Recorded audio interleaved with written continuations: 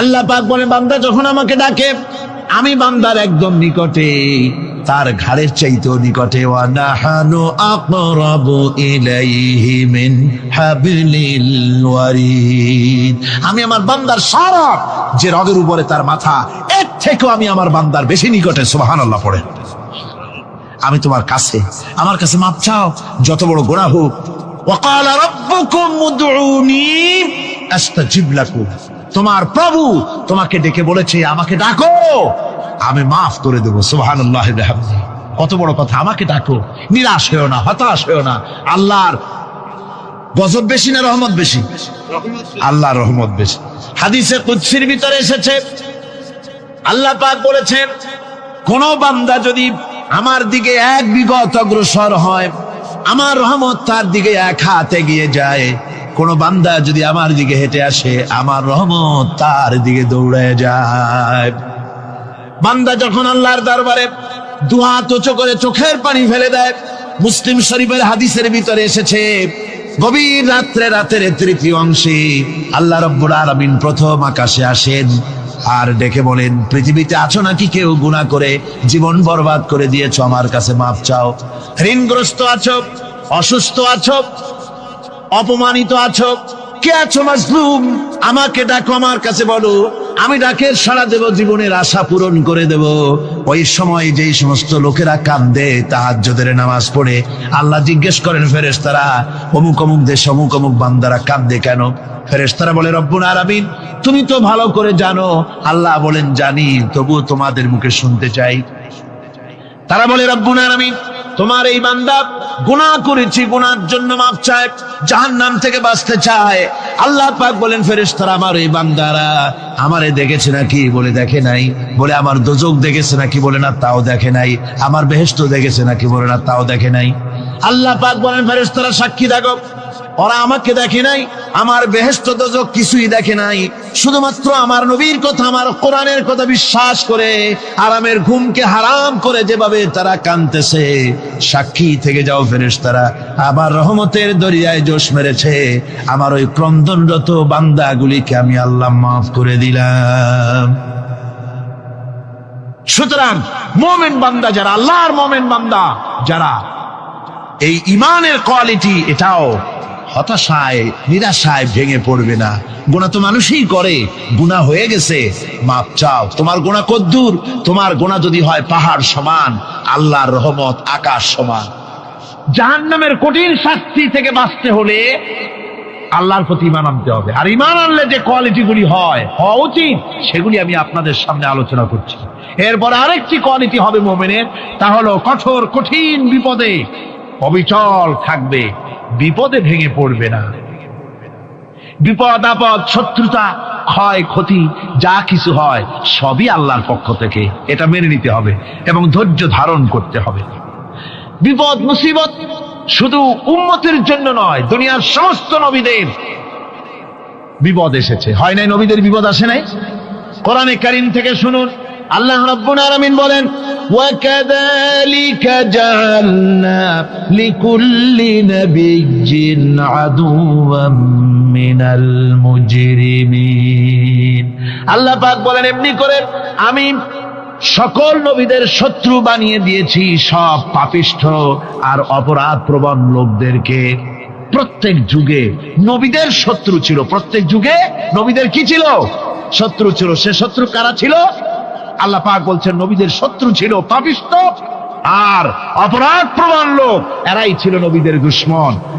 রাসূলগণের অবস্থা যদি এই হয়, তাহলে তার উম্মত, ওই দিনের ধারক বাহক যারা, তাদের বুঝি বিপদ আপদ হবে না নাকি? হবে কিনা? তো ইসলামের বিরোধিতা যারা করে, কোরআনের পরিভাষায় বলা হয়েছে ইসলামের দুশমন, নবীদের দুশমন। দুনিয়ার সব পাপিষ্ঠ আর অপরাধ প্রবণ লোকেরাই ইসলামের দুশমন হয়, নবীদের দুশমন হয়। আজও দেখেন, আজও তাকিয়ে দেখেন, ইসলামী আন্দোলনের বিরোধিতা যারা করে তারা পাপিষ্ঠ চরিত্রের কিনা, তাকায় দেখেন, খুঁজে দেখেন, সর্বত্র খুঁজে দেখুন, খুঁজে দেখুন। যারা ইসলামী আন্দোলনের বিরোধিতা করে, যারা ইসলামকে মিটিয়ে দেওয়ার চেষ্টা করতেছে, যারা ইসলামকে মৌলবাদ বলে, ইসলামকে সাম্প্রদায়িক বলে, কোরআনে কারীমের কথা কত স্পষ্ট যে নবীদের দুশমন হয়, ইসলামের দুশমন হয় মুজরিম লোকেরা, অপরাধ প্রবণ আর পাপিষ্ঠ লোকেরা।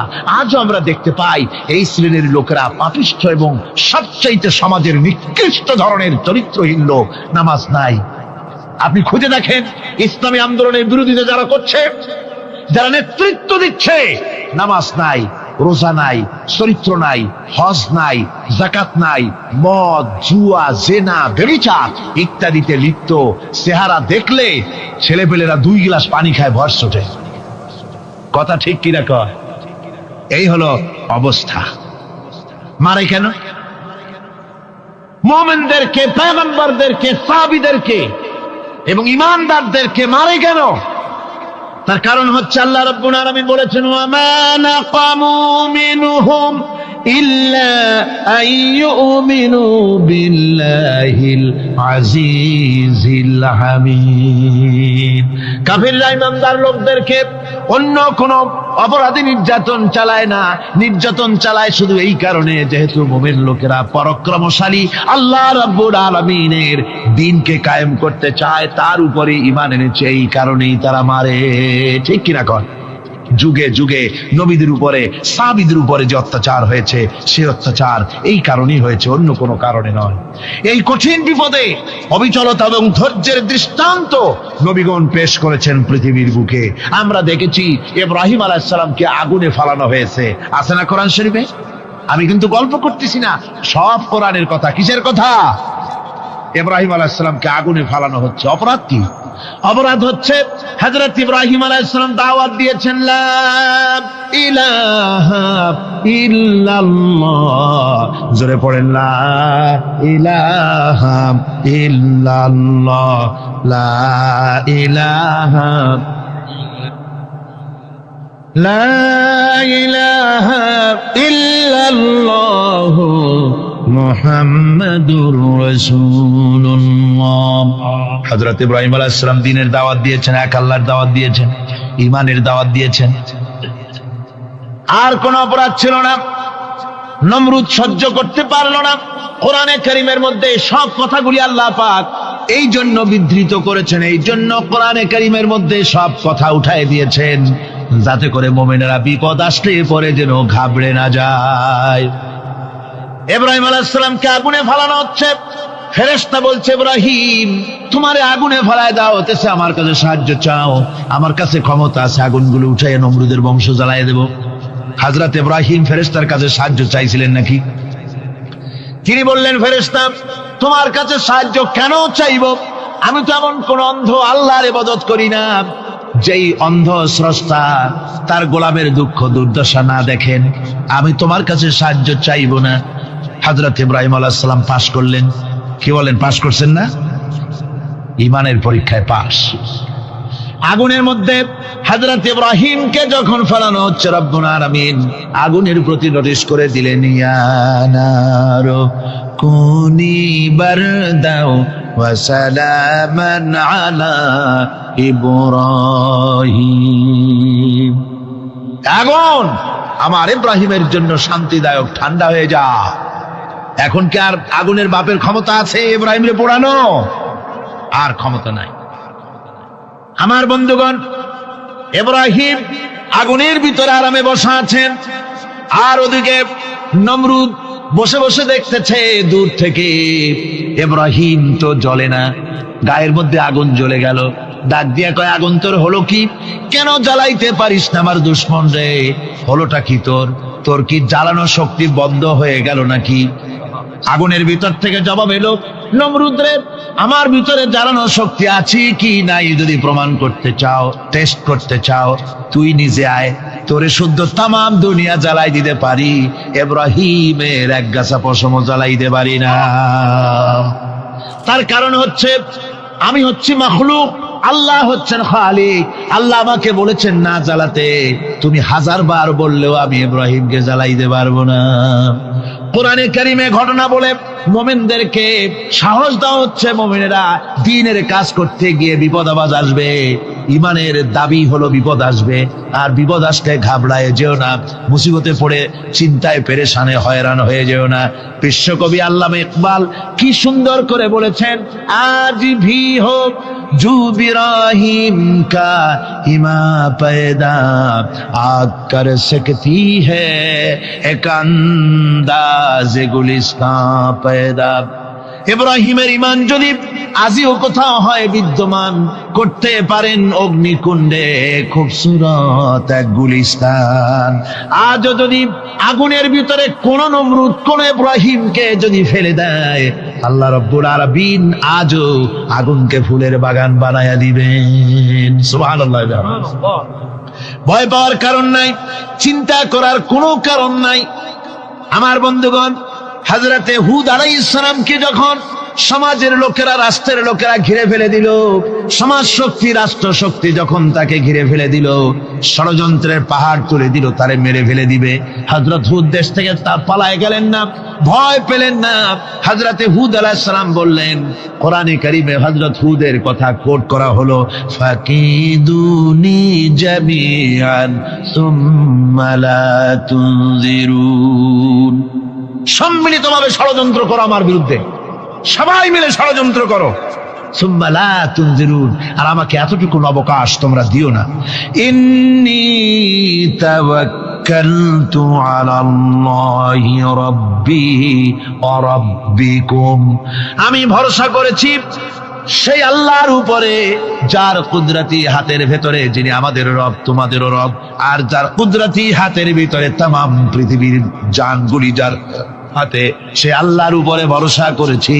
ষড়যন্ত্র যদ্দূর আছে করতে থাকো, আমি ষড়যন্ত্র পরোয়া করি না। সুবহানাল্লাহ।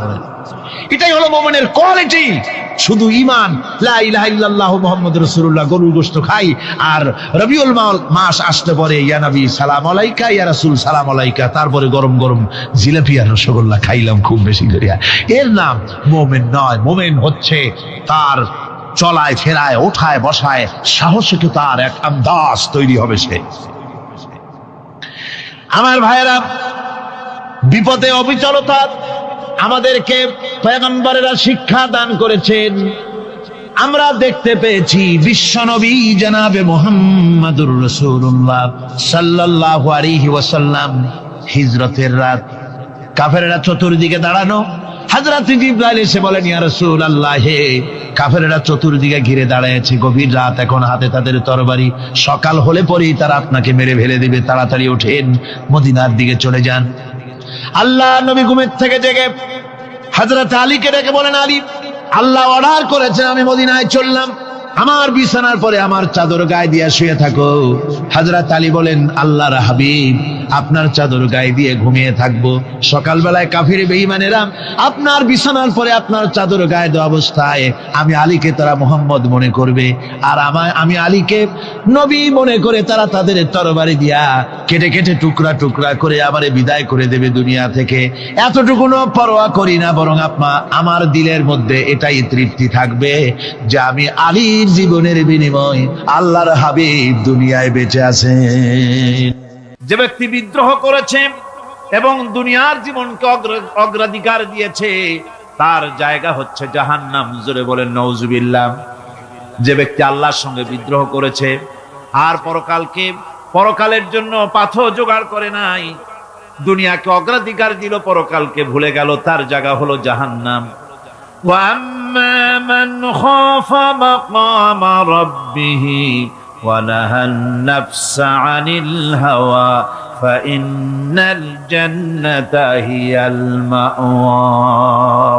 আর যে ব্যক্তি আপন প্রভুর সামনে উপস্থিত হওয়াকে ভয় করেছে এবং আপন প্রবৃত্তিকে লালসা মুক্ত করেছে, লালসার হাত থেকে রক্ষা করেছে, আল্লাহ রাব্বুল আলামিন কিয়ামতের দিন তার জন্য রেখে দিয়েছেন জান্নাত। তার জন্য কোন জায়গা? জান্নাত। আমাদেরকে পরকাল ভিত্তিক জীবন যাপন যদি করি, তাহলে কবরের জবাবগুলি খুব আসান হবে। আর যদি পরকাল ভিত্তিক জীবন যাপন না হয়, কবরটা মুসিবত হয়ে যাবে। হযরত ওসমান রাদিয়াল্লাহু তাআলা আনহু কবরের কাছে গিয়ে খুব কাঁদতেন।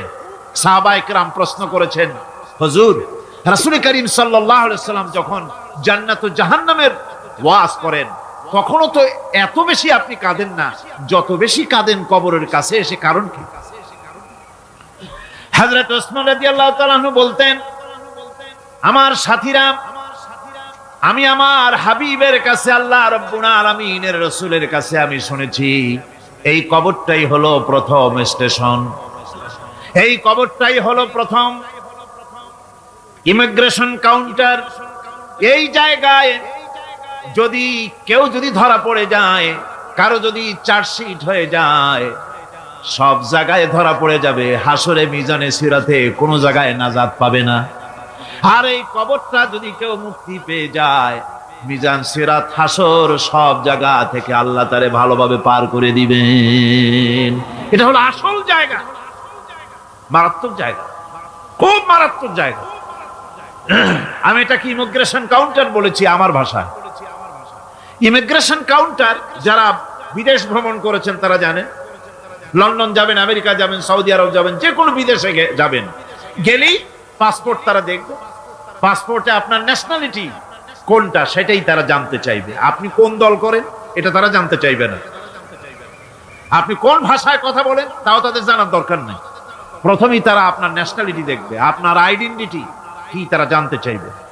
তারপরে যদি স্যাটিসফ্যাক্টরি হয় আপনাকে ভিসা দিয়ে ভেতরে ঢুকবার ব্যবস্থা করে দেবে। আর যদি তারা স্যাটিসফাইড না হয় তাহলে আপনাকে মেহমানখানায় ঢুকানো হবে গ্রেফতার করে। কবর হচ্ছে এ ধরনের একটি ইমিগ্রেশন কাউন্টার। কবরের ভিতরে মানুষ যখনই রাখা হবে সঙ্গে সঙ্গে দুজন ফেরেশতা আসবে। কবরের কাছে যারা এসেছিল দাফন হয়ে যাওয়ার পর এই লোকগুলি 40 কদম যেতে যতক্ষণ লাগে এর মধ্যেই দুজন ফেরেশতা এসে যাবে। এসে জিজ্ঞেস করবে, মান রব্বুকা, তুমি কোন দল করতে? ওটা তাদের জানার দরকার নেই। চাকরি কিসে করতেন ওটা জানার দরকার নেই। ব্যবসা করতেন না চাকরি করতেন প্রয়োজন নেই। প্রথমেই জিজ্ঞাসা করা হবে ন্যাশনালিটি, প্রথমেই জিজ্ঞাসা করা হবে তার ন্যাশনালিটি সম্পর্কে, তার আইডেন্টিটিটা কি, এবং সেটাকে সত্যায়িত করার জন্য, বোঝার জন্য 3টি প্রশ্ন। প্রথম প্রশ্ন, মান রব্বুকা ওয়া মা দীনুকা ওয়া মান নাবিয়ুকা, তোমার রব কে, তোমার দ্বীন কি, তোমার নবী কে। যদি এই ব্যক্তি বেঈমান হয়, মুনাফিক হয়, সে বলবে হায় হাতা লা আদরি, হায় হাতা লা আদরি, জানি না আমার রবকে, আমি জানি না। তোমার দিন কি, দিন কারে কয় বুঝি না। এরপরে আল্লাহর নবী জনাবে মুহাম্মদ রাসূলুল্লাহ সাল্লাল্লাহু আলাইহি ওয়াসাল্লাম কে দেখানো হবে, বলা হবে মা কুনতা তাকুলু ফি হাদার রাজুল, এই ব্যক্তি সম্পর্কে তোমার ধারণা কি নিকে? বলবে আমি চিনি না। নাউযুবিল্লাহ। বাস, এরপরে তার যা হবার তাই শুরু হয়ে যাবে। আর যদি বান্দাটা মুমিন হয়, প্রশ্ন করা হবে মান রব্বুকা, জবাব দেবে রব্বি আল্লাহ, আমার রব আল্লাহ রাব্বুল আলামিন। ওয়া মা দীনুকা, দীনুনা ইসলাম, আমার দিন হচ্ছে ইসলাম। এরপরে আল্লাহর নবীকে দেখানো হবে। কয়েক রকমের বর্ণনা আছে, কোন বর্ণনায় আছে হুজুরের আকারে দেখানো হবে, অথবা রাসূলকে সরাসরি দেখানো হবে। বলা হবে মা কুনতা তাকুলু ফি হাদার রাজুল, এই লোকটি সম্পর্কে ধারণা কি? মুমিন ব্যক্তি বলবে হাদা নবিয়ুনা মুহাম্মাদুর রাসূলুল্লাহ সাল্লাল্লাহু আলাইহি ওয়াসাল্লাম, ইনি আমার তো সেই নবী মুহাম্মাদুর রাসূলুল্লাহ সাল্লাল্লাহু আলাইহি ওয়াসাল্লাম। আমরা যেন এই রকমের জবাব দিতে পারি, আল্লাহ কবুল করো। সকলে জোরে কোন আমিন। জবাব হয়ে যাওয়ার পর গায়ব থেকে আওয়াজ আসবে, ফাফরিশু বিল জান্নাতি ওয়ালবিসু বিল জান্নাহ, ও আমার ফেরেশতারা, আমার এই বান্দাকে জান্নাতের পোশাক পরায়া দাও আর কবরটাকে জান্নাতের বিছানা বিছায়া দাও। জান্নাতের পোশাক পরায়া দাও, জান্নাতের বিছানা বিছায়া দাও।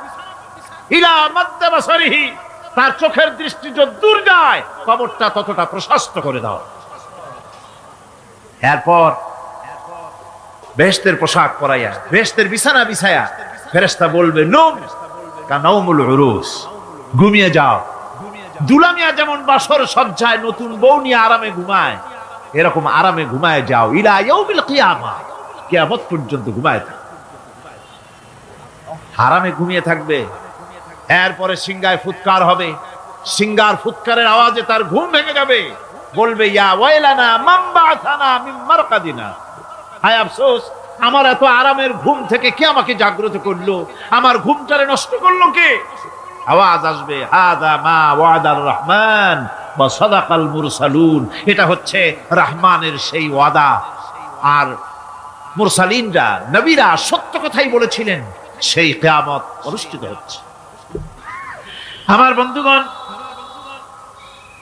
সেজন্য এই দুনিয়ার মোহে পড়ে থাকলে পরে দুনিয়ায় যারা অগ্রাধিকার দিবে দুনিয়াকে পরকালের তুলনায়, জবাব দিতে পারবে না কবরের ভিতরে গিয়া।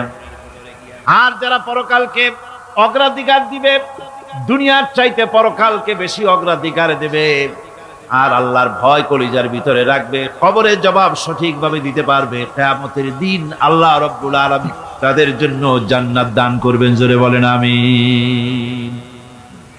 দুনিয়াটা হচ্ছে দুনিয়া যেখানে আমরা আসি। আমি আগেই বলেছি দুনিয়া হচ্ছে আদনা শব্দ থেকে এর উৎপত্তি হয়েছে, তুচ্ছ নিকৃষ্ট, এটার দাম নাই, এটার মূল্য নাই।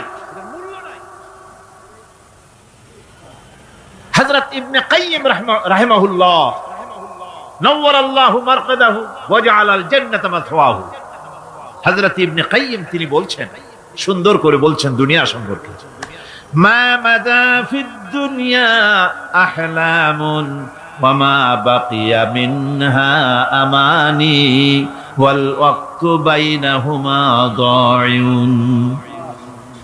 মা মাদা ফিদ দুনিয়া আহলামুন, জীবনের যে অংশ ফেলে এসেছি সেটা আজ একটা স্বপ্ন, ওয়া মা বাকিয়া মিনহা আমানি, আর জীবনের যে অংশ সামনে বাকি আছে সেটা এখন একটা আকাঙ্ক্ষা, ওয়াল ওয়াক্তু বাইনাহুমা দাইউন, আর এর মাঝখান থেকে সময় সব চলে যাচ্ছে।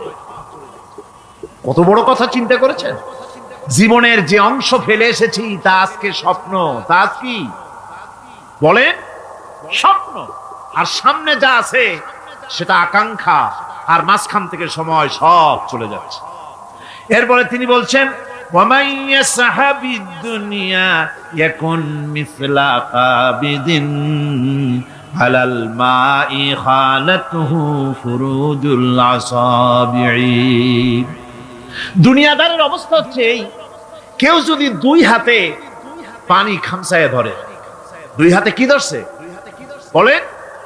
দুই হাতে পানি খামসায় ধরেছে, খুব মজবুত করে ধরেছে, 2 মুঠ পানি, বলেন থাকবে কতটুকু? কতটুকু থাকবে? 1 ফোঁটাও থাকবে না, কারণ তার আঙ্গুলের ফাঁক তার সাথে খেয়ানত করবে, আঙ্গুলের ফাঁক দিয়া পানিগুলি সব বেরিয়ে চলে যাবে। সুতরাং দুনিয়া যারা চায় তারা ঠিক পানি খামসায় ধরলে পানি যেমন হাতের ভেতর থেকে খেয়ানত করে চলে যায়, যারা দুনিয়া চায় দুনিয়াও তাদেরকে এভাবে ফাঁকি দিয়ে চলে যায়। তবুও দুনিয়ার মায়া মানুষের এত বেশি। আল্লাহর নবী বলেন লাউ কানা লি ইবনি আদামা ওয়াদিন মিন যাহাবিন লাহাব্বা ইয়াকুনা লাহু সারিন, এই পৃথিবীতে যদি কাউকে একটা মাঠ ভরে যদি সোনা দেওয়া যায়, লোকটা বলবে রব্বুল আলামিন, আমি যদি আরেকটা মাঠ এরকম সোনা ভরা পেতাম, দ্বিতীয় আরেকটা মাঠ দেওয়া হলে আবার বলবে যদি তৃতীয় আরেকটা মাঠ সোনা ভরে যদি পেতাম। নবীজি বলেন ওয়ালা ইয়ামলাউ জাওফু ইবনু আদামা ইল্লা তুরাব, মানুষের পেট 3.5 হাত মাটি ছাড়া, কবরের মাটি ছাড়া মানুষের পেট ভরবে না। আরো চাই, আরো চাই, চাওয়ার কোনো শেষ নাই। মানুষ এভাবে করে দুনিয়ার মহব্বতে এমনি পাগল হয়ে যায়, শুধু দুনিয়ার মহব্বত, পরকালকে বেমালুম ভুলে যায়। আমি কিন্তু এই কথা বুঝাতে চাই নাই যে পরকালের মহব্বতে, পরকালের ভয়তে বা পরকালের জন্য দুনিয়া আপনি বাজার ঘাট, বেচা কিনা, ব্যবসা বাণিজ্য সবকিছু ভুলে যান, না তা নয়, ভুল বোঝার কোনো কারণ নাই। পরকালকে অগ্রাধিকার দিতে হবে। মানে দুনিয়াটা চিরস্থায়ী জায়গা নয়, চিরস্থায়ী হচ্ছে কোনটা? আখিরাত। চিল্লা এখন কোনটা? সুতরাং এখানে যা করতে হবে, আখিরাতে জবাবদিহিমূলক জীবন যাপন করতে হবে। আপনি ব্যবসা করবেন, ওজনে কম দিতে পারবেন না, আপনি খাদ্যে ভেজাল দিতে পারবেন না, চুরি করতে পারবেন না, ডাকাতি করতে পারবেন না, জেনা করতে পারবেন না, বদমাশি করতে পারবেন না, মদ খেতে পারবেন না, সন্ত্রাসী হতে পারবেন না, হাইজ্যাকার হতে পারবেন না, চাঁদাবাজ হতে পারবেন না, মুনাফাখোর হতে পারবেন না, আপনি চোরা কারবারি হতে পারবেন না, ঘুষখোর হতে পারবেন না, সুদখোর হতে পারবেন না। এই সব কাজ পরকালকে বিশ্বাস করলেই এ সমস্ত কাজ থেকে মানুষ বিরত থাকতে পারে। কথা ঠিক কিনা? এটাই হচ্ছে। সুতরাং এই পৃথিবী থাকবে না, এটা কি চিরকাল থাকবে না? এর একটা পরিসমাপ্তি ঘটবে। যেমন করে সারা বছর লেখাপড়া করার পর কলেজে, বিশ্ববিদ্যালয়, মাদ্রাসায়, হাই স্কুলে, সব জায়গায় সারা বছর লেখাপড়া করার পর যেমন পরীক্ষা দেওয়ার একটা দিন আসে, সারা বছর ব্যবসা করার পর হিসাব নিকাশ করার যেমন একটা সময় আসে,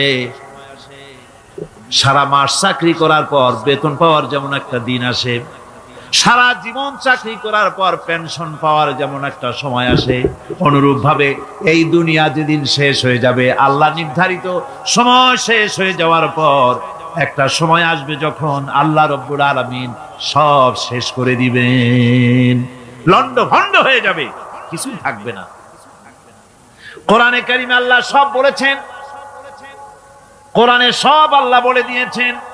আল্লাহ পাক বলেন এই পৃথিবীর সব কেমন ভাবে ধ্বংস হবে তার চিত্র আল্লাহ পাক কোরআনে কারিমে তুলে ধরেছেন। ইযাস সামাউ ফাতারাত ওয়া ইযাল কাওয়াকিবু তাসারাত ওয়া ইযাল বিহারু ফুজ্জিরাত ওয়া ইযাল কুবুরু বু'সিরাত। যখন আকাশসমূহ দীর্ণ বিদীর্ণ হয়ে যাবে, তারকাগুলি বিক্ষিপ্ত হয়ে ছিটকে পড়বে, আর সমুদ্রগুলি উচ্ছ্বসিত হয়ে পড়বে, কবরগুলি সব তার ভেতরে যা আছে উদ্গীরণ করে দেবে, তারকাগুলি স্থিমিত হয়ে যাবে। এরপরে সমস্ত আকাশগুলি কিতাবের পৃষ্ঠার মতো একটার পরে একটা ঠাস ঠাস করে পড়তে থাকবে, চূর্ণ বিচূর্ণ হয়ে ভেঙে চুরে একাকার হয়ে যাবে। পাহাড়গুলিকে উড়িয়ে দেওয়া হবে, চন্দ্র এবং সূর্য একাকার হয়ে যাবে। আল্লাহ রাব্বুল আলামিন বলেন ফাইদা বারিকাল বাসার ওয়া খাসাফাল কমার ওয়া জুমিআশ শামসু ওয়াল কমর। চক্ষু যখন বিস্ফারিত হয়ে যাবে, চাঁদ যখন তার আলো হারিয়ে ফেলবে, সূর্য যখন তার আলো হারিয়ে ফেলবে, চাঁদ আর সূর্য সব একাকার হয়ে যাবে, সেই সময়ের অবস্থাটা কি চিন্তা করো। মানুষ হয়রান হয়ে দৌড়াদৌড়ি করবে। ওয়াহুমিলাতিল আরদু ওয়াল জিবালু ফাদুক্কাতা দাক্কাতান ওয়াহিদা। জমিন এবং পাহাড়গুলির মধ্যে আল্লাহ রাব্বুল আলামিন সংঘর্ষ বাঁধিয়ে দিবেন, পাহাড়গুলি ভেঙে চুরে টুকরা টুকরা হয়ে যাবে, পাহাড়গুলি উঁচু করে জমিনের উপরে আছাড় মেরে আল্লাহ রাব্বুল আলামিন ভেঙে চুরে চুরমার করে দিবেন। সুবহানাল্লাহ। ওয়া তাকুনুল জিবালু কালইহনিল মানফুস। পাহাড়গুলো পেঁজা ধোনা তুলার মতো করে উড়িয়ে দেওয়া হবে, পাহাড় উড়ে যাবে। সুবহানাল্লাহ পড়ো। পাহাড় পাথরের তৈরি করা পাহাড়, এই পাহাড়গুলি তুলার মতো হয়ে উড়বে কিভাবে? আমি এই দৃশ্য নিজের চোখে কিছুটা হলেও দেখছি। আজ থেকে 10 দিন আগে আমি ইতালি সফর করে এসেছি। ইতালির রাজধানী রোম। রোম প্রাচীন সভ্যতার লালন ভূমি। কোরআনে কারিমে সূরায়ে রোম রয়েছে, এই রোম সেই রোম। এখানের বাদশার কাছে রাসূল করিম সাল্লাল্লাহু আলাইহি সাল্লাম হেরাক্লিয়াসের কাছে চিঠি পাঠিয়েছিলেন, সেই রোম। 12 থেকে 15 হাজারের মতো বাংলাদেশি মুসলমান সেখানে আছে। জুমার দিন যেদিন আমি গেলাম তার পরের দিনই জুমা ছিল। জুমার নামাজ পড়লাম ভ্যাটিকানের কাছেই বিশাল মসজিদ, ইউরোপের ভিতরে সবচাইতে বড় মসজিদ এটা, রোম ইসলামের দুশমনদের রাজধানী। সেইখানে যখন আযান হচ্ছে আশহাদু আন্না মুহাম্মাদার রাসূলুল্লাহ, আমার অনুভূতির কথা আপনাদেরকে বোঝাতে পারবো না, কি অনুভূতির সৃষ্টি হয়েছে আমার ভেতরে। ভ্যাটিকানের পোপ এক পাশে, কিছু দূরেই ভ্যাটিকান, ওটা হচ্ছে গোটা পৃথিবীর সমস্ত খ্রিস্টানদের কাবা ভ্যাটিকান, তার পাশেই বিশাল মসজিদ, সেখানে নামাজ পড়লাম। চিন্তার ভেতরে আসলো আল্লাহ রাব্বুল আলামিন তার হাবিবের নাম, তার তাওহীদ, তার রিসালাতকে কিভাবে বিশ্বময় ছড়িয়ে দিলেন। আবু জাহেল চাইছিল মুহাম্মদ সাল্লাল্লাহু আলাইহি ওয়াসাল্লামকে স্তব্ধ করে দেবে মক্কার জীবনেই। কত বদনাম, সাহের, কাহেন, কাযযাব, শায়ের, নাউযুবিল্লাহি মিন যালিক, কত গালাগালি করলো। আর আল্লাহ শোনালেন, হাবিব চিন্তার কোনো কারণ নাই, ওয়ারাফা'না লাকা যিকরাক, আমি আপনার প্রশংসা বিশ্বময় ছড়িয়ে দেব। সুবহানাল্লাহি ওয়া বিহামদিহি। রোম প্রোগ্রাম শেষ করে আমাকে তারা নিয়ে গেল, যেটা আমি বলছি সফর কাহিনী শোনাবার সময়টা না, যেহেতু এর সঙ্গে প্রাসঙ্গিক সেজন্য বলছি। পাহাড় কেমনে তুলার মতো হয়ে উঠবে তার নজির দেখেছি। রোম শহর থেকে 300 মাইল দূরে, 300 কিলোমিটার দূরে নেপোলিয়ান বোনাপার্ট তার বাড়ি, এবং ওটা তার নামই একটা প্রভিন্স। ভূমধ্য সাগরের পারে ভিসুভিয়াস, পৃথিবীর সবচাইতে বড় আগ্নেয়গিরি, সেটা দেখাতে নিয়ে যাওয়া হলো আমাকে। যে পাহাড়টা পৃথিবীর মাটি থেকে তার চূড়া হচ্ছে 3 মাইল উঁচু, এর 2 মাইল গাড়িতে করে ঘুরে ঘুরে যাওয়া যায়, এরপর আর গাড়িতে যাওয়া যায় না, বাকিটুকুন যেতে হবে হেঁটে হেঁটে। পাহাড়ের উপরে অক্সিজেন কম, বেশ কষ্ট হচ্ছিল উঠতে। জীবনে প্রথম পাহাড়ে চড়েছি, জাবালে নূর, রাসূল করিম সাল্লাল্লাহু আলাইহি সাল্লামের উপরে যেখানে ওহী হয়েছিল সর্বপ্রথম। পাহাড় চড়ার একটা অভিজ্ঞতা ওখান থেকে আমার কিছুটা হয়েছিল। খুব কষ্ট হলো বাকি 1 মাইল উঠতে। যখন ভিসুভিয়াসের একদম শীর্ষে চলে গেছি, সেখানে গিয়ে আমার সাথে 15-20 জন লোক ছিল। আমি নিজে আল্লাহু আকবার বলে আমার গলা থেকে আওয়াজ বেরিয়ে গেল। আমি দেখতে পেলাম ভিসুভিয়াসের শীর্ষে বিশাল গর্ত। আমার মনে হয় গর্তটা এই মাঠের 1/4 হবে, এই মাঠের 1/4 হবে গর্তটা। সেই গর্তটার গভীরতা হচ্ছে 1.5 কিলোমিটার। এইখান থেকে পাথরগুলি উত্থিত হয়েছে, আগ্নেয়গিরি পাথর আগুনে গলে লাভা হয়ে এগুলি পাহাড় বেয়ে উপচে পড়েছে, চতুর্দিকে 12 মাইল ছড়িয়ে গিয়েছে। আমার মনে পড়লো ওয়াকুদুহান নাস ওয়াল হিজারা, জাহান্নামের আগুনের ইন্ধন হবে মানুষ আর পাথর। আমি সেখানে সেজদায় পড়ে গিয়া কানলাম আর বললাম, আল্লাহ জাহান্নামের আগুন হারাম করে দিও আমাদের জন্য। পাথর কিভাবে গললো, গলে পাথরগুলি গলে পুড়ে চতুর্দিকে পড়েছে আর ছিটকেছে, চতুর্দিকে ছিটকে পড়েছে। সেই পাথরগুলি ছিটকে ছিটকে যেগুলি পুড়ে পড়েছে সেগুলিকে দূরে সাদা রঙের বলে মনে হয়, কোনোটা সাদা কোনোটা কালো, মনে হয় যেন তুলার মতো হয়ে পড়ে আছে চতুর্দিকে। 1944 সনে তৃতীয়বারের মতো ভিসুভিয়াস অগ্নিগিরি যে অগ্নি উৎপাত করে, তাতে আশেপাশের 12 মাইল এলাকা এফেক্টেড হয়ে যায়। পাথরগুলি গলে এভাবে বিধ্বস্ত করে দিয়েছে। এখান থেকে এখানে জোহরের নামাজ, আসরের নামাজ আমরা পড়লাম, আল্লাহর কাছে খুব দোয়া করলাম। এখনো ধোঁয়া উঠতেছে, এখনো পাহাড়ের ফাটল দিয়ে ধোঁয়া উঠছে। একজন হাত দিয়ে আমাকে বলল যে খুব গরম লাগে ধোঁয়াগুলি। ওখানকার লোকেরা বলল যে ভেতরে এখনো আগুন আছে, তবে সুপ্ত, যে কোনো মুহূর্তে আবার তা জাগ্রত হতে পারে। আমরা সেখান থেকে নেমে এলাম। একটু কিছু দূর গিয়েই সেখানে হলো পম্পেই শহর। এই পম্পেই শহরটা হচ্ছে ঈসা আলাইহিস সালামের জন্মের 2000 বছর আগে এই শহর তৈরি হয়। ঈসা আলাইহিস সালামের জন্মের 179 বছর পর ভূমিকম্প হয়। সেই ভূমিকম্পে গোটা পম্পেই শহরটা পৃথিবীর মানুষের চোখের আড়াল হয়ে যায়, ধ্বংস হয়ে যায়, মাটির তলায় গরক হয়ে যায়। আজ থেকে 200 বছর আগে মাটি খনন করতে গিয়ে এই শহর আবিষ্কৃত হয়। পুরা শহরটা খুঁড়ে তারা বের করেছে 180 হেক্টর জমিনের উপরে এই বিশাল শহর। ঘুরে ঘুরে দেখলাম, গাড়ি চলে না সেখানে, পায়ে হেঁটে দেখতে হলো। প্রশস্ত রাস্তা। আজ থেকে 4000 বছর আগের মানুষেরা রাস্তা বানাতে জানতো পাথর দিয়ে, এবং রাস্তার দুধারে তাদের ছিল ফুটপাত, পানির ব্যবস্থা, নগরায়নের সব রকমের সুযোগ সুবিধা। তারপরে সেখানে বিচারালয়, এরপরে দোকানপাট, বাজার ঘাট, সবকিছুর ব্যবস্থা রয়েছে। বিশাল বিশাল পাথরগুলি দিয়ে পিলার তৈরি করা। ভাবলাম এই পিলারগুলি, এই পাথরগুলি তারা কিভাবে ক্রেন ছাড়া এত উপরে উঠালো কি করে, আমার মাথায় আসলো না। পাথর কেটে কেটে সুন্দর সুন্দর অঙ্কন শিল্প তারা করেছে।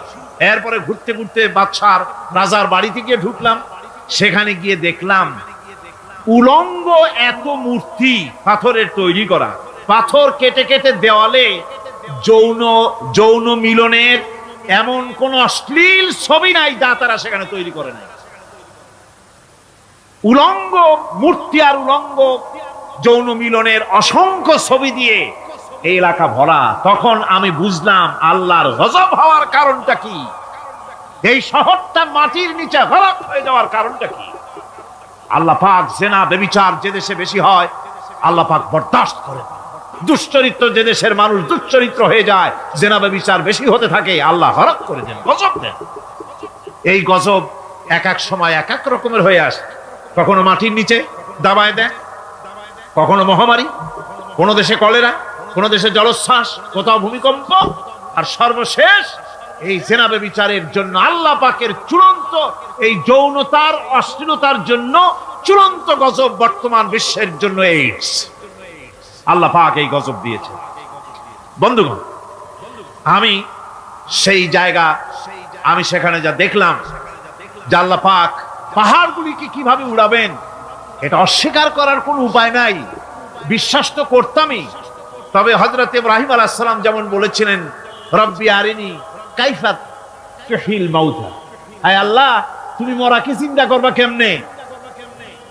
আল্লাহ পাক বলেন আওয়ালাম তুমিন, তুমি বিশ্বাস করো না?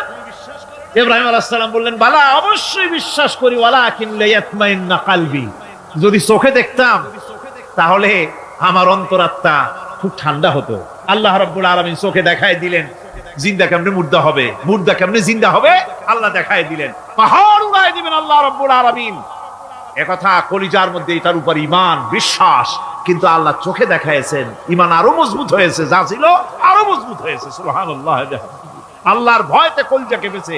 আমি পাহাড়ের উপরে কেঁদেছি, যার যার হয়ে কেঁদেছি। বন্ধুগণ, আল্লাহ সুবহানাহু ওয়া তাআলা এই জন্য বলেছেন কুল সিরু ফিল আরদ, আমার জমিন ঘোরো, ভালো করে দেখো, কাইফা কানা আকিবাতুল মুকাজ্জিবিন, মহাসত্যকে যারা অস্বীকার করেছে তাদের পরিণতি আমি কি করে দিয়েছি, এগুলি চোখে ভালো করে তাকায় দেখো। আমার বন্ধুগণ, সুতরাং এই পৃথিবীর অবসান হবে, এই পৃথিবী ধ্বংস হবে, এই পৃথিবী চূড়ান্ত ভাবে শেষ হয়ে যাবে। হ্যাঁ, আরেকটি কথা বলতে হয়, সেটা হচ্ছে যে এই রোম থেকে আরেকটু দূরে 900 মাইল দূরে হচ্ছে সিসিলি। 900 মাইল দূরে, সেখানে এই সিসিলি মুসলমানেরা শাসন করেছিল 350 বছর। সেই সিসিলিতে রয়েছে 360টা মসজিদ মুসলমানদের করা। সমস্ত মসজিদগুলি আজ তালা বন্ধ, একটা মসজিদও খোলা নাই। সেখানকার মুসলমানেরা ওয়াজ শুনতে এসেছিল রোমে। আমি তাদের জন্য পরামর্শ দিয়েছি যে গভর্নমেন্টের কাছে তোমরা দাবি জানাও যে অন্তত একটা মসজিদের দরজা আমাদের জন্য খুলে দাও। রোমের অবস্থানরত প্রবাসী বাংলাদেশি মুসলমানেরা আমাকে বলেছে তাদের অনেকের বাড়ি চট্টগ্রামেও আছে, আমাকে বলেছে তাদের চোখে পানি আসছে বলার সময় যে চিরঙের তাফসীর মাহফিল যখন আসে কলজেটা কাঁদতে থাকে যাওয়ার জন্য। তো যাওয়া তো সম্ভব না এত দূর থেকে, আমাদের সালাম বলে দিবেন যত লোক আসবে, আর আমাদের জন্য দোয়া করতে বলবেন যেন এই রোমের ভিতরে আমরা ইসলামের আদর্শের ভিত্তিতে আমরা যেন চলতে পারি। আপনারা দোয়া করুন তাদের জন্য। ভাইরা আমার, এই পৃথিবী একদিন পরিসমাপ্তি ঘটবে এবং আল্লাহর দরবারে আমাদেরকে উঠতে হবে এবং সেখানে আমাদের বিচার হবে। সেখানে আমাদের কি হবে? বিচার হবে। আল্লাহ পাক বিচারটাকে নির্ভুল করার জন্য, সঠিক করার জন্য প্রত্যেকের গলায় আমলনামা ঝুলায় রাখছে, এখানে রেকর্ডের ব্যবস্থা করা হয়েছে।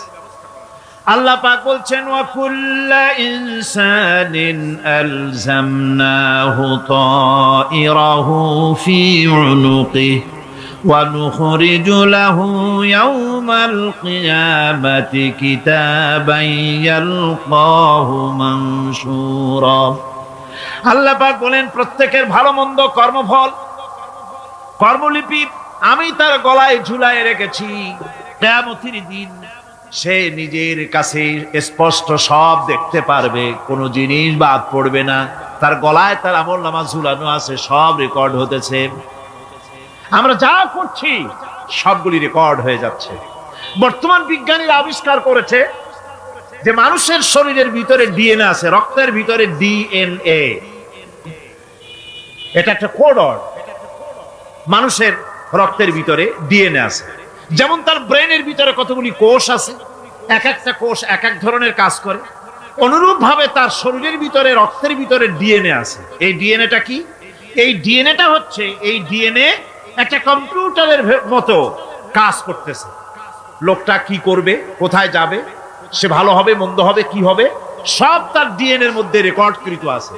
এটা বোঝার জন্য একটা সুন্দর দৃষ্টান্ত দেওয়া যায়। যেমন এই কাগজটাকে আপনারা মনে করুন একটা গাড়ির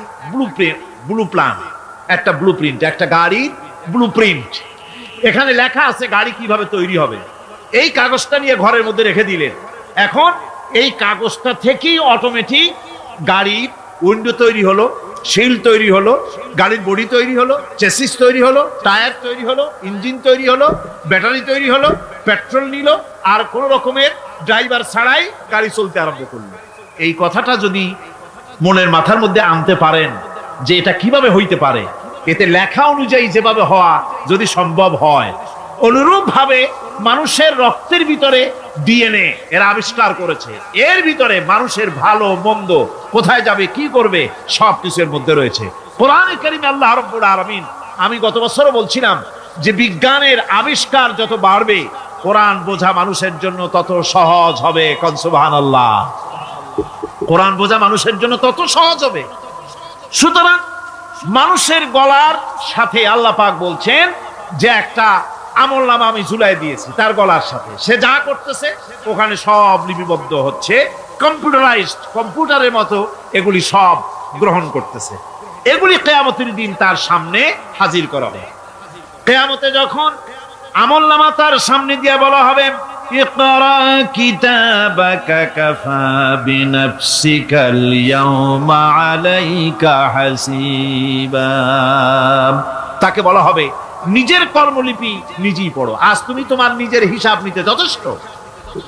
বন্ধুগণ, এই মাহফিলে যত লোক আমরা বসে আছি, আমরা আমাদের হিসাব নিতে যথেষ্ট না আরেকজন লাগবে? কোন আমরা যথেষ্ট কিনা? কথা বোঝেন নাই। আমি বলতে চেয়েছি এটা, আমরা যদি এখন চোখ বুঝে চিন্তা করি যে পিছনের জীবনে কি করেছি, মনে পড়বে নাকি পড়বে না? বলেন সবাই, পড়বে কি পড়বে না?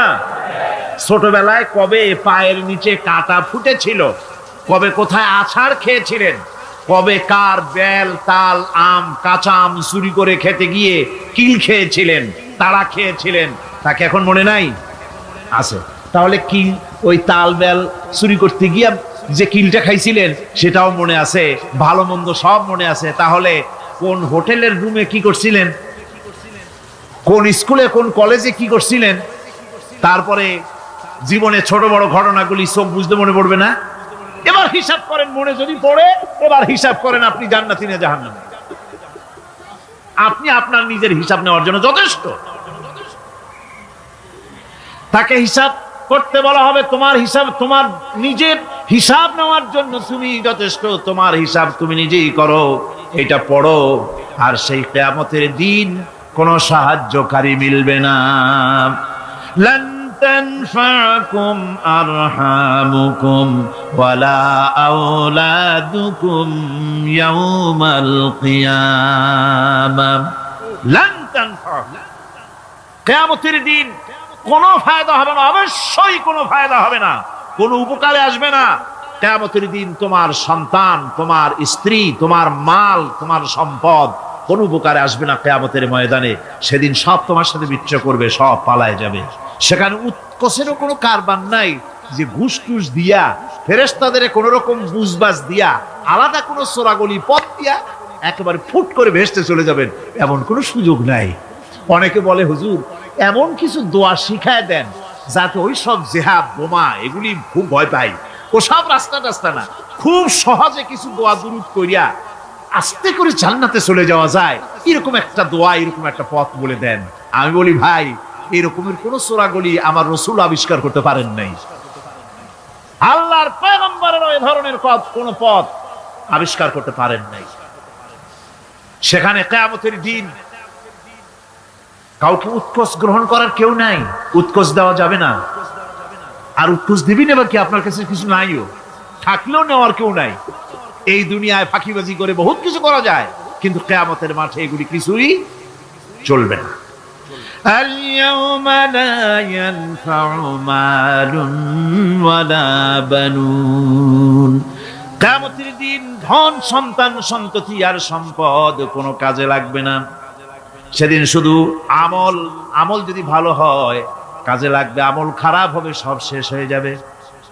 আল্লাহ রাব্বুল আলামিন নবীজিকে ডেকে বলেছেন, নবী আপনি বলেন, কুল মা কুনতু বিদআম মিনার রাসূল, আপনি বলুন আমি কোন নতুন রাসূল নই, আমার আগে অনেক নবী রাসূল পৃথিবীতে এসেছেন, তারা বিদায় হয়ে গেছেন। আমি জানি না কিয়ামতের দিন আল্লাহ রাব্বুল আলামিন আমার সাথে কি ব্যবহার করবেন, আর আমি এও জানি না যে কিয়ামতের দিন আল্লাহ পাক তোমাদের সাথে কি ব্যবহার করবেন। এই আয়াত নাযিল হওয়ার পর আল্লাহর হাবিব তার মেয়েকে ডাকলেন, জামাইকে ডাকলেন, নাতিদেরকে ডাকলেন, আহলে বাইতদেরকে ডাকলেন, আর বললেন, ও আমার মেয়ে, কলিজার টুকরা ফাতেমা গো, শোনো, কেবলমাত্র আয়াত নাযিল হয়ে গেল, আল্লাহ পাক আমাকে শুনাইছেন, কিয়ামতের দিন আমি জানি না আমার সঙ্গে কি ব্যবহার করা হবে, আর এও জানি না যে তোমাদের সাথে কি ব্যবহার করা হবে। ও আমার কলিজার টুকরা মেয়ে ফাতেমা, কিয়ামতের দিন মুহাম্মদ সাল্লাল্লাহু আলাইহি সাল্লামের মেয়ে, এই হিসাবে তোমার নাজাতের ফয়সালা হবে না। ও আমার কলিজার টুকরা নাতি হাসান আর হোসেন, কিয়ামতের দিন মুহাম্মদ সাল্লাল্লাহু আলাইহি সাল্লামের নাতি হিসাবে ফয়সালা হবে না। ও আমার জামাই হযরতে আলী, কিয়ামতের দিন আমার জামাই হিসাবে নাজাতের ফয়সালা হবে না। আমল যদি ভালো হয় ফয়সালা ভালো হবে, জান্নাতে চলে যাবে। আমল যদি খারাপ হয়, কার নাতি কার জামাই দেখা হবে না। সুবহানাল্লাহ। কঠিন কিয়ামতের মাঠ। এই পরকালের বিশ্বাস যদি কলিজার মধ্যে ঢোকে, মানুষ ভালো হয়ে যাবে। কোন সুবহানাল্লাহ। আপনাদের দৃষ্টিতে পারবে, কথার জবাব যে দিলেন না। পুলিশে কি মানুষের চরিত্র ভালো বানাইতে পারবে? পুলিশের চরিত্র ভালো বানাবে কেনা, সেটাই তো কথা। মানুষের চরিত্র যাতে ভালো থাকে, মানুষের জন্য খারাপ কাম না করে, সেজন্য পুলিশ। পুলিশ যাতে খারাপ কাম না করে, সেজন্য আরো একটা ডিপার্টমেন্ট আছে না, তারা যাতে খারাপ কাজ না করে, সেজন্য আর একটা আছে। এন্টি করাপশনের আবার এন্টি করাপশন আছে, তার উপর আবার এন্টি করাপশন আছে। এন্টিটার অভাব নাই। সুতরাং পুলিশ দিয়া, বিডিআর দিয়া, আর্মি দিয়া মানুষের, দেশের, জাতির চরিত্র ভালো বানানো যায় না। রাসূলুল্লাহ এ দিয়ে বানান না, এটা ইসলামের নিয়ম নয়। পুলিশ দিয়া, আর্মি দিয়া দেশের মানুষের চরিত্র ভালো বানানো যায় না। চরিত্র ভালো বানানো যায় কেবলমাত্র পরকালের ভয় দিয়া। কি কিসের ভয় দিয়া?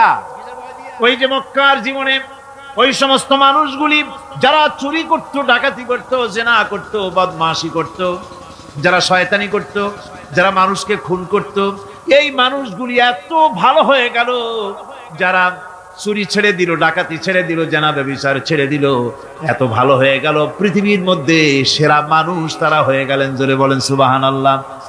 নবীর সাহাবীরা পৃথিবীর শ্রেষ্ঠ সন্তান, নবীর সাহাবীরা পৃথিবীর সেরা মানুষ, তাদের চাইতে সেরা মানুষ নবীদের পরে আর কেউ হতে পারে না। জোরে কোন সুবহানাল্লাহ। নবীর পরে পৃথিবীতে শ্রেষ্ঠ মানুষ কারা? সাহাবায়ে কেরাম রিদওয়ানুল্লাহি তাআলা আলাইহিম আজমাইন। ওনারা তো কুফরের মধ্যে ছিলেন, শিরকের মধ্যে ছিলেন, চুরি ডাকাতি জেনা ব্যভিচার এমন কোন পাপ নাই যা করা হয়নি। তারপরে যখন আল্লাহর নবীর কাছ থেকে তাওহীদ, রিসালাত ও আখিরাতের দাওয়াত পেলেন, কি সোনার মানুষ এক একজন হয়ে গেলেন। সুবহানাল্লাহ। যারা ছিলেন নারীর সতীত্বের জম, তারা হয়ে গেলেন নারীর সতীত্বের পাহারাদার। যারা মানুষের মাল চুরি করত, ডাকাতি করত, তারা রাতভর মানুষের মালের পাহারা দিল, মানুষের রক্তের পাহারা দিল। সুবহানাল্লাহ বিহামদি। রক্ত ও সম্পদের পাহারা দিল। রাসূল বললেন, খায়রুল কুরুনে কারনি, সর্বশ্রেষ্ঠ যুগ তো আমার যুগ। বন্ধুগণ, এরপরে একটা জীবন আসবে ওই কিয়ামতের ময়দানে। এই পরকালের বিশ্বাসটা গুরুত্বপূর্ণ ব্যাপার। আমাদের সব কিছুর হিসাব দেওয়া লাগবে। আল্লাহ পাক বলেন, ইন্নাস সামআ ওয়াল বাসারা ওয়াল ফুআদা কুল্লু উলাইকা আনহু মাসউলা। নিঃসন্দেহে মানুষের শ্রবণ শক্তি, দর্শন শক্তি এবং তার অন্তঃকরণের কল্পনা সম্পর্কে আল্লাহ রাব্বুল আলামিনের কাছে জিজ্ঞাসিত হতে হবে। কান দিয়া কি করেছিলা, চোখ দিয়া কি করেছিলা, মুখ দিয়া কি করেছিলে, হাত দিয়ে কি করেছিলে, সবকিছুর জবাব আল্লাহ রাব্বুল আলামিনের কাছে দিতে হবে। সবটার জবাব দিতে হবে, কোনো কিছু বাদ যাবে না। এমনকি মনের ভিতরে যে কল্পনা আমরা করি, এই কল্পনার হিসাবও আল্লাহর দরবারে দিতে হবে। কোরআনে কারীম বলছেন, ওয়া ইন তুবদু মা ফি আনফুসিকুম আও তুখফুহু ইউহাসিবকুম বিহিল্লাহ। মনের ভিতরে তুমি যেটা কল্পনা করো সেটা প্রকাশ করো, অথবা তুমি গোপন রাখো, যাই তুমি করো না কেন, আল্লাহ রাব্বুল আলামিন এর হিসাবও তোমার কাছে নেবেন। ফায়াগফিরু লিমান ইয়াশাউ ওয়া ইউআযযিবু মান ইয়াশাউ ওয়াল্লাহু আলা কুল্লি শাইইন কাদির। মহান আল্লাহ পাক বলেন, করার পর তোমার মনের ভিতরে কি কল্পনা করেছিলে ওইটার হিসাব আমি নেব। হিসাব নেওয়ার পর যারে খুশি ক্ষমা করে দেব, যাকে খুশি শাস্তি প্রদান করব। সবকিছুর উপরে আল্লাহ রাব্বুল আলামিন শক্তিমান, সব তিনি করতে পারেন, সমস্ত কুদরত রয়েছে তার। সুতরাং মানুষদেরকে, আল্লাহর বান্দাদেরকে বিশ্বাস করতে হবে যে আমার কোনো কথা বাদ যাবে না। কথাগুলি রেকর্ড হচ্ছে, কথা রেকর্ড হচ্ছে। আমি যে ওয়াজ করতেছি, এই কথাগুলি রেকর্ড হচ্ছে নাকি হচ্ছে না? অনেক টেপ রেকর্ডার রেকর্ড হচ্ছে, অডিও ভিডিও হচ্ছে। আজ থেকে 50 বছর পর যদি এই রেকর্ড বাজানো হয়, আমাকে যদি বলা হয় যে আপনি অমুক জায়গায় অমুক কথা বলেছেন, আমি যদি বলি না আমি কথা বলি নাই, তারপরে যদি রেকর্ড বাজানো হয়, তাহলে আমি কথা যে বলি নাই যদি বলি, তাহলে এটা ধরা পড়বে না? সেখানে ধরা পড়বে না? তাহলে এই মানুষের কথা প্লাস্টিকের ফিতায় রেকর্ড করে 50 বছর, 100 বছর, 200 বছর, 500 বছর যদি প্লাস্টিকের ফিতায় এটাকে চলচ্চিত্র করে অথবা টেপ রেকর্ডারে করে যদি ধরে রাখা যায়, এই বুদ্ধিটা কে দিলেন কন্ত দেখি? সবাই কন্যা এই বুদ্ধিটা দিলেন কে? যে আল্লাহ রাব্বুল আলামিন মানুষের মাথায় বুদ্ধি দিলেন, যার দ্বারা সে মানুষের কথাবার্তা, অ্যাক্টিভিটি সব ধরে রাখতে পারে। সেই আল্লাহ রাব্বুল আলামিন বুঝি আপনার আমার কথা এবং আপনার আমার অ্যাক্টিভিটিসকে তিনি বুঝি ধরে রাখতে পারবেন না কিয়ামত পর্যন্ত? পারবেন কি না? সেজন্য রাব্বুল আলামিন বলেন, মা ইয়ালফিযু মিন কাওলিন ইল্লা লাদাইহি রাকীবুন আতীদ। সমস্ত কথা রেকর্ড হচ্ছে। সুবহানাল্লাহ কোন জোরে! সমস্ত কথা রেকর্ড হচ্ছে, একটা কথাও বাদ যাবে না। মুখ আছে বলি কথা বলবেন তা না, হিসাব করে কথা বলতে হবে। গীবত গাওয়া যাবে না, মিথ্যা কথা বলা যাবে না, মিথ্যা ওয়াদা করা যাবে না। মিথ্যা ওয়াদার তো মৌসুম এসে গেছে। কি কোন বোঝেন কথা? হ্যাঁ, মিথ্যা ওয়াদার মৌসুম এসে গেছে। এখন মৌসুমে বাহার, মিথ্যা বলার। কত সুন্দর সুন্দর ওয়াদা, সোনা দিয়া রাস্তা বানায় দেবো। অভুক্ত মানুষদের বলা হয় না খেয়ে মরবেন না, কিন্তু কি খেয়ে মরবে তাও কয়। আমরা যদি যাইতে পারি তাহলে মটকির মতো রসগোল্লা বানাই, গরুর গাড়ির চাকার মতো জিলাপি বানাই, খাইতে গিয়ে হা করে চিত হয়ে থাকবে। কত রঙিন রঙিন কথা। মিথ্যা ওয়াদার সময় এসেছে। ভাইরা আমার,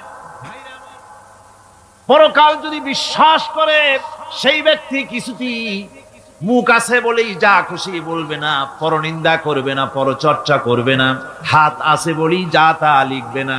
ঘটনা হইল একটা, লিখলো আর একটা। কলম একটা আছে বলেই যা খুশি তা লেখা যায় না, মুখ আছে বলেই যা খুশি তা বলা যায় না, চোখ আছে বলেই যা খুশি তা দেখা যায় না। গরু খাওয়া জায়েজ করা হয়েছে বলে গরুর লেজ থেকে মাথা পর্যন্ত পাইকারি দরে সব খাওয়া যায় না। গরু খাওয়া হারাম না হালাল? হালাল। পাইকারি দরে লেজ থেকে মাথা পর্যন্ত সব খাওয়া হালাল না। ওর মধ্যে আল্লাহ কিছু হারাম রেখে দিছে, সেগুলোকে বাইসে খাইতে হবে। আল্লাহ দেখতে চান পাইকারি দরে জমের খাওয়া খাও না আমার হারাম গুলি বাদ দিয়া খাও, নিষেধ করা গুলি বাদ দিয়া খাও। মুখ আছে বলেই যা খুশি তা বলা যাবে না, কান আছে বলেই যা খুশি তা শোনা যাবে না, চোখ আছে বলেই যা খুশি তা দেখা যাবে না, হাত পা আছে বলেই যা খুশি তা করা যাবে না। সবটার পেছনে আল্লাহ রাব্বুল আলামিনকে ভয় করা লাগবে। মহান আল্লাহ রাব্বুল আলামিন বলে, বান্দারে তোমার সমস্ত কার্যাবলী এমনকি তোমার চাহনিটা পর্যন্ত কার দিকে কি নিয়তে তাকায়ছো কেউ জানে না, আমি আল্লাহ রাব্বুল আলামিন জানি। وَيَعْلَمُ خَائِنَةَ الْأَعْيُنِ وَمَا تُخْفِي الصُّدُورُ। তোমার অন্তঃকরণ কি জিনিস গোপন করে আর তোমার চক্ষু কি লুকোচুরি খেলে আমি টের পাই। সুবহানাল্লাহ বিহামদি। চশমার ফাঁক দিয়া কি দেখো, কারে দেখো, কি নজরে দেখো, সানগ্লাস পরিয়া কেউ ঠিক পায় না, আমি ঠিক পাই। সুবহানাল্লাহ, জোরে কোন সুবহানাল্লাহ। সুতরাং চোখের নজরের হিসাব হবে, হাতের কাজের হিসাব হবে, পায়ের চলার হিসাব হবে, আপনার বলার হিসাব হবে, মুখে যা বলেছেন, যা করেছেন, হাত পাও দিয়ে যা করেছেন সবকিছুর হিসাব হবে কিয়ামতের দিন। আল্লাহর দরবারে সবকিছু উপস্থিত হবে, কোনো জিনিস বাদ পড়বে না। فَمَن يَعْمَلْ مِثْقَالَ ذَرَّةٍ خَيْرًا يَرَهُ وَمَن يَعْمَلْ مِثْقَالَ ذَرَّةٍ شَرًّا يَرَهُ। ছোট্ট একটা ভালো কাজ যদি করো তাও হাজির করা হবে সামান্যতম ভালো কাজও তোমার বাদ পড়বে না। আর ক্ষুদ্রতম কোনো খারাপ কাজ করলে তাও উপস্থিত করা হবে সব তোমার সামনে, কোনো জিনিস বাদ পড়বে না, সব দেখতে পাবে কিয়ামতের দিন। ভালো কাজটাও আর খারাপ কাজটাও আল্লাহর কাছে সেদিন আল্লাহ পাক মানুষের সামনে উপস্থিত করে দিবেন। আল্লাহ পাক বলছেন, সেদিন এই জমিন তার ভিতরে যা লুকায়িত ছিল জমিন সব বের করে দেবে। কাআন্নাহুম জারাদুম মুনতাশির। টিড্ডি ফড়িংগুলি পোকাগুলি মাটির থেকে যেমন বেরোয়, এ মাটির ভিতরে যা আছে কিয়ামতের দিন সব মাটি বের করে দেবে। ইযা যুলজিলাতিল আরদু জিলজালাহা ওয়া আখরাজাতিল আরদু আসকালাহা ওয়া ক্বালাল ইনসানু মা লাহা।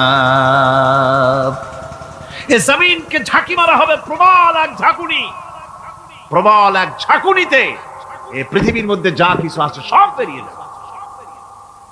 সুবহানাল্লাহ কইতে ইচ্ছা করে না মিয়ারা? এক ঝাঁকুনিতে পৃথিবী সব বের করে দেবে। মানুষ হয়রান হয়ে বলবে, কি হয়েছে, এ মাটির হলোটা কি? আমার বন্ধুগণ, মানুষ হয়রান হয়ে গিয়ে বলবে, মাটির কি হলো? আল্লাহ রাব্বুল আলামিন বলেন ইয়াউমাইযিন তুহাদ্দিসু আখবারাহা বিআন্না রাব্বাকা আওহালাহা। জমিনের উপরে যা ঘটেছে জমিন তা সব বের করে দেবে, সব প্রকাশ করে দেবে। আর এটা এই জন্য হবে যেহেতু তার রবের হুকুম হয়েছে, তার রব হুকুম করেছে বের করে দে। জমিনের ভিতরে আছে যা সব বেরিয়ে যাবে, আকাশ ভেঙে পড়বে, পাহাড় উড়ে যাবে, জমিনের ভিতরে যা আছে সব উপরে চলে আসবে, পৃথিবীতে সব শেষ, কিচ্ছু নাই, আকাশ নাই, পাহাড় নাই, সমুদ্র নাই, সব একাকার, চন্দ্র নাই, সূর্য নাই, তারকা নাই, গ্যালাক্সি নাই, মহাশূন্য নাই, সব শেষ। আল্লাহ রাব্বুল আলামিন সমস্ত ফেরেশতাদেরকে শেষ করে দিবেন, সকলের মওত হয়ে যাবে, কেউ আর থাকবে না। এমনকি হযরতে আজরাইল মালাকুল মউত তিনিও থাকবেন না, সব আল্লাহ রাব্বুল আলামিন মৃত্যু করে দিবেন। এরপরে আল্লাহ রাব্বুল আলামিন একা তিনি বলবেন ইয়া দুনিয়া, ইয়া দুনিয়া আইনা আনহারুকি, এ পৃথিবী তোর সেই সমুদ্রগুলি কোথায়, নদীগুলি কোথায়? ইয়া দুনিয়া আইনা আশজারুকি, হে দুনিয়া তোমার গাছগুলি কোথায়, এত বন বনানি এত গাছ ছিল। ইয়া দুনিয়া আইনা জিবালুকি, হে পৃথিবী তোর জমিনে যত পাহাড় ছিল পাহাড়গুলি কই? যত স্বৈরাচার ছিল জমিনের উপরে, যারা স্বৈরাচারী মনোবৃত্তি নিয়ে মানুষ ধ্বংস করেছে, দেশ ধ্বংস করেছে, মায়ের বুক খালি করেছে, ওই স্বৈরাচারগুলি কই? কোনো জবাব নাই। আল্লাহ পাক এর পরে বলবেন লিমানিল মুলকুল ইয়াউম, কার রাজত্ব আজকে? রাজত্বটা কার? আল্লাহ তিনবার আওয়াজ দিবেন, আজকে রাজত্ব কার? আল্লাহ পাক যখন তিনবার করে ডাক দিবেন, কোনো জবাব নাই, কোনো জবাব নাই। কে জবাব দেবে? আল্লাহ রাব্বুল আলামিনের সামনে কার ক্ষমতা আছে কথা বলার? কেউ তো নাই, সব শেষ। আল্লাহ পাক বলবেন লিল্লাহিল ওয়াহিদুল কাহ্হার, একমাত্র পরাক্রমশালী আল্লাহ রাব্বুল আলামিনের রাজত্ব আছে। সেই হাসরের মাঠে আমাদের সকলকে উপস্থিত হয়ে যেতে হবে, কেউ আমরা এখান থেকে বাঁচতে পারবো না, সবাইকে উঠতে হবে। অপরাধীরা সেখানে অসহায় হয়ে যাবে, অপরাধীরা অসহায় হয়ে যাবে। আল্লাহ পাক বলেন ফাইযা জাআতিস সাখাতু ইয়াওমা ইয়াফিরুল মারউ মিন আখিহি ওয়া উম্মিহি ওয়া আবিহি ওয়া সাহিবাতিহি ওয়া বানি। অবশেষে যখন কান ফাটানো আওয়াজ আসবে, এই আওয়াজ সেদিন মানুষ নিজের মা বাপ ভাই বোন সব থেকে বিচ্ছিন্ন হয়ে যাবে, সব একের থেকে আরেকজন পালায় যাবে, হারায় যাবে, কেউ কাউকে আর খুঁজে পাবে না। সেদিন ওই কিয়ামতের মাঠে বিভীষিকাময় দৃশ্য, মানুষ হয়রান হয়ে যাবে। মাথার এক হাত অথবা অর্ধ মাইল অথবা এক বিগত এতটুকুন উপরে ওই প্রকাণ্ড সূর্যটার তাপ আসবে, গুনাহগারের মাথার চান্দি ফেটে গিয়া মগজগুলি গলে গলে নাক কান দিয়ে বেয়ে পড়তে লাগবে, জিহ্বাটা কুকুরের মতো ঝুলে নাভিস্থল পর্যন্ত পড়ে যাবে, মাটিটা সূর্যের উত্তাপে তামার মতো গরম হয়ে যাবে, সারা হাসর জুড়ে আওয়াজ হবে পানি পানি পানি। মানুষেরা হয়রান হয়ে যাবে। সেই হাসরের ময়দানে এই চরম কষ্টের ভিতরে আল্লাহ রাব্বুল আলামিন বলেন সেদিন দুটো ভাগ হয়ে যাবে, একদল মানুষের চেহারা আলোয় ঝলমল হয়ে যাবে, আর একদল মানুষের চেহারাগুলি কালো হয়ে যাবে। উজুহু ইয়াওমাইযিন মুসফিরাতুন দাহিকাতুন মুস্তাবশিরা ওয়া উজুহু ইয়াওমাইযিন আলাইহা গাবারা। আল্লাহ পাক বলেন এক শ্রেণীর মানুষের চেহারা হাস্যোজ্জ্বল ঝলমলে হয়ে যাবে, আর এক শ্রেণীর মানুষের চেহারাগুলি কালো হয়ে যাবে। তারহাকুহা কাতারা উলাইকা হুমুল কাফারাতুল ফাজারা। হাস্যোজ্জ্বল, স্বচ্ছন্দপূর্ণ, সুন্দর, উজ্জ্বল ঝলমলে চেহারা হবে ঈমান আনার কারণে, পরকালকে বিশ্বাস করার কারণে, আল্লাহ এবং রসুলের কথা অনুযায়ী জীবন যাপনের কারণে চেহারাটা উজ্জ্বল হয়ে যাবে। আর আল্লাহর নাফরমানি, রসুলের নাফরমানি, পরকালকে অস্বীকার করার কারণে কাফের গুলির চেহারা, মুনাফিক গুলির চেহারা কালো হয়ে যাবে। তাদেরকে আলাদা করে দেওয়া হবে। আমতাজুল ইয়াওমা আইয়ুহাল মুজরিমুন, মুজরিমদেরকে আলাদা করে দেওয়া হবে, দুইটা ভাগ হয়ে যাবে। এই চরম অবস্থা সৃষ্টি হবে কিয়ামতের ময়দানে। সেদিন রাসূল করিম সাল্লাল্লাহু আলাইহি ওয়াসাল্লাম উম্মতের জন্য সুপারিশ করবেন। সেই সুপারিশ যেন আমাদের করতে পারেন, সেজন্য আমাদেরকে তৈরি করতে হবে, সে ধরনের যোগ্য আমাদেরকে বানাতে হবে। বন্ধুগণ, এই পরকালীন জীবন, এর সম্ভাবনা, এটা যে হবে এবং সেই পরকালে আমাদের সকলকে যে উঠতে হবে, কিয়ামতে আল্লাহর কাছে জীবনের সবকিছুর জবাবদিহি করতে হবে, এই ভীতি সৃষ্টি করতে চায় আল্লাহ পাক মানুষের ভেতরে। আল্লাহ পাকের চাইতে মানুষের কল্যাণকামী আর কেউ আছে? চিল্লায় কোন আল্লাহর চাইতে, বিশ্ববাসীর সৃষ্টি জগতের কল্যাণকামী আল্লাহর চাইতে, রাসূলের চাইতে বেশি কেউ কি আছে? সে আল্লাহ পাক সব বলে দিলেন, ওপেন সিক্রেট করে দিলেন, সব গোপন ফাঁস করে দিলেন। কেমনে বিচার হবে, কেমনে কিয়ামত অনুষ্ঠিত হবে, কেমনে কি হবে, সব খুলে খুলে আল্লাহ পাক বলে দিলেন আমাদেরকে ভালো হওয়ার জন্য। কোরআনে কারীম বলছে, লাইসাল বিররা আন তুওয়াল্লু বুজুহাকুম কিবালাল মাশরিকি ওয়াল মাগরিব। পূর্ব পশ্চিমে মাথা ঘুরানো, সার নত করা, মাথা ঘুরানো, মুখ ঘুরানো, এটাই কিন্তু সৎ কাজ এবং পুণ্যবান হওয়ার, সৎ কাজ করার, নেককার হওয়ার জন্য যথেষ্ট নয়, বরং ওয়ালাকিন্নাল বিররা মান আমানা বিল্লাহি ওয়াল ইয়াউমিল আখির। প্রকৃতপক্ষে সৎকারী মুমিন, ভালো কাজ করা, প্রকৃত মুমিন, সত্যিকারের ভালো মানুষ, সত্যিকারের ইমানদার হওয়ার জন্য 10টি কাজ লাগবে। কয়টি কাজ? 10টি কাজ লাগবে। সেই 10টি কাজের একটি কাজ গত বছর আপনাদের খেদমতে আরজ করা হয়েছে, 2টি বলা হয়েছে, বাকি আজকে বললাম আর একটা, হয়ে গেল 3টা। বাকি আছে কয়টা? 7টা। বাকি আছে আরো 7টা। পরকাল ভিত্তিক জীবনযাপন যদি করতে পারি, তাহলে আমরা হব দুনিয়ার শ্রেষ্ঠ মানুষ। কোন আলহামদুলিল্লাহ। وسخر لكم ما في السماوات وما في الأرض। এই পৃথিবীতে যা কিছু তোমরা দেখতে পাও, এই সব কিছুকে তোমার অনুগত করে দেওয়া হয়েছে, যাতে করে তোমার সাহায্য করতে পারে, তোমার সহযোগিতা করতে পারে। এজন্য আমি সবকিছুকে সৃষ্টি করেছি। সাখারা শব্দের অর্থ হচ্ছে যে আমি সবগুলিকে তোমাদের অনুগত করে দিয়েছি, যাতে করে তোমাদের অনুগত থাকে, অর্থাৎ তোমরা তাদের এই সমস্ত জিনিস দিয়ে তোমরা কাজ নিতে পারো। পানির উপর দিয়ে তোমরা যেন নৌকা চালাতে পারো, স্টিমার চালাতে পারো, পানি অনুগত করা হয়েছে, বাতাসকে অনুগত করা হয়েছে। পৃথিবীর সব কিছুকেই আমি অনুগত করে দিয়েছি তোমাদের, যাতে করে তার দ্বারা তোমরা কাজ নিতে পারো। অন্যত্র আল্লাহ বলছেন, আল্লাহুল্লাযী খালাকাস সামাওয়াতি ওয়াল আরদা ওয়া আনজালা মিনাস সামাই মাআন ফাআখরাজা বিহি মিনাস সামারাতি রিজকান লাকুম।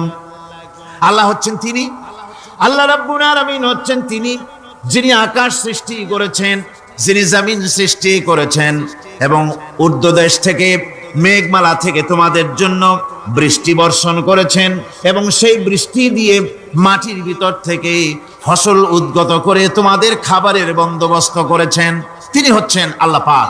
তার জায়গায় ছড়িয়ে আছে, তার দয়া নাই, রহমত নাই, এমন কোন সৃষ্টি নাই।